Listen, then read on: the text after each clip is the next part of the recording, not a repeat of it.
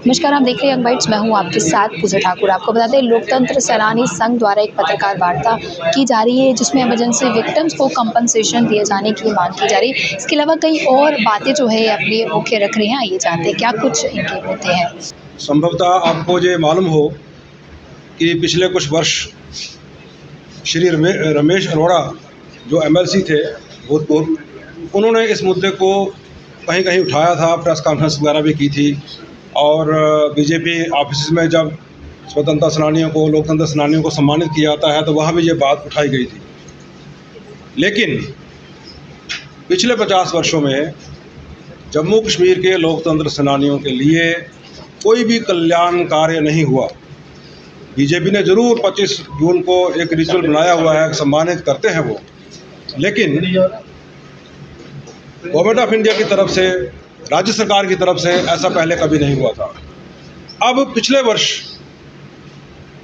2024 को 12 जुलाई को केंद्र सरकार ने एक गजट नोटिफिकेशन निकाली है कि ये जो दिन है 25 जून का, ये संविधान हत्या दिवस मनाया जाएगा, क्योंकि इस दिन जो कुछ हुआ वो संविधान के लिए ठीक नहीं है। तो मेरे ख्याल में गवर्नमेंट को इसलिए करना पड़ा क्योंकि कुछ विपक्षी पार्टियां संविधान की जिल्द लेकर बताना चाह रही थी कि भाई संविधान पे बदलने के लिए कुछ कोशिश हो रही है।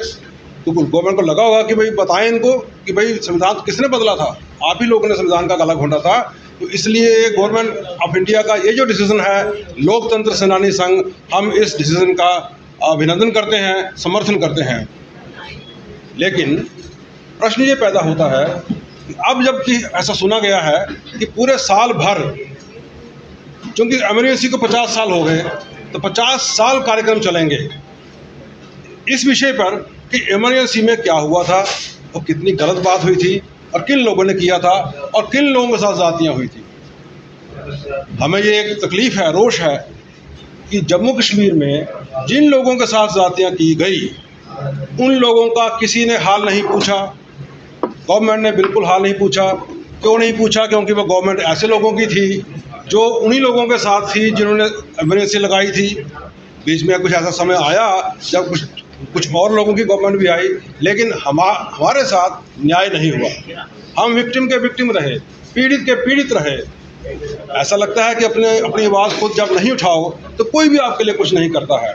इसलिए हम कुछ मित्रों ने बैठ के निर्णय लिया कि जैसे राष्ट्रीय स्तर पे लोकतंत्र सेनानी संघ है और उसने लड़कर राज्य सरकारों से ये बेनिफिट लिया है कि जैसे स्वतंत्रता सेनानियों को पेंशन दी जाती है, उनके स्वास्थ्य का ख्याल किया जाता है, उनके लिए कल्याण की योजनाएं हैं, वैसे ही जम्मू कश्मीर के लोगों को अभी हो। इस तरह से हम सोचते हैं कि हम भी यहाँ पर संगठित तौर पर एक चेष्टा करें, आंदोलन करें और लोगों को समझाएं, मीडिया को समझाएं, क्योंकि मीडिया भी मारा गया था उन दिनों।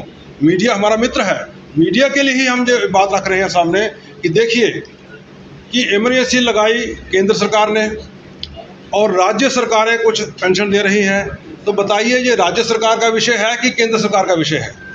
कृपया बताइए आप लोग कि ये राज्य सरकार का विषय है कि केंद्र सरकार का विषय है? ये केंद्र सरकार का विषय है। और केंद्र सरकार पिछले 50 वर्षों में पीछे हटती चली गई इस बात से। उनको लगा कुछ राज्य सरकारें जहां गवर्नमेंट वैसी है, बीजेपी की है, वो दे दे, बाकी छोड़ो, बाकी क्या करना है। लेकिन आप सोचिए, संविधान की हत्या दिवस की बात चल रही है, तो संविधान क्या होता है? संविधान होता है समानता का सिद्धांत, right to equality. Right to equality क्या है कि जो संविधान अंडमान निकोबार पे लागू होता है, जो संविधान दिल्ली पे लागू होता है, जो संविधान महाराष्ट्र पे लागू होता है, वही संविधान जम्मू कश्मीर पर भी लागू होता है। बहुत चर्चा सुनते हैं हम कि जम्मू कश्मीर अभिन्न अंग है भारत का। अरे भाई, अभिन्न अंग है तो यहाँ के लोगों को वही सुविधाएं क्यों नहीं देते आप जो महाराष्ट्र के लोगों को, जो राजस्थान के लोगों को, जो MP के लोगों को, जो उत्तर प्रदेश के लोगों को, जो हरियाणा के लोगों को और जो हिमाचल प्रदेश के लोकतंत्र सेनानियों को मिलती है। तो अभी दिल्ली ने कर दिया है, उड़ीसा ने कर दिया है। कौन बच गया? कुछ नॉर्थ ईस्ट की स्टेट्स और कुछ साउथ की स्टेट्स और जम्मू कश्मीर जो भारत का मुकुट है। तो किसी ने सोचा ही नहीं सर। अभी ड्रामा होगा, बड़ी तामझाम होंगी, बड़े कार्यक्रम किए जाएंगे। उसमें सुना है हमने कि उसमें लोकतंत्र सेनानियों को बुलाया जाएगा, हमें बिठाया जाएगा वहाँ कि इन लोगों पे अत्याचार हुए, देखो कितने अत्याचार किए कांग्रेस ने इनके ऊपर, कितनी गलत बात हुई। लेकिन जिन पे अत्याचार हुए उनके लिए कुछ नहीं करना। ये संवेदनहीनता है। हम रोष प्रकट करते हैं।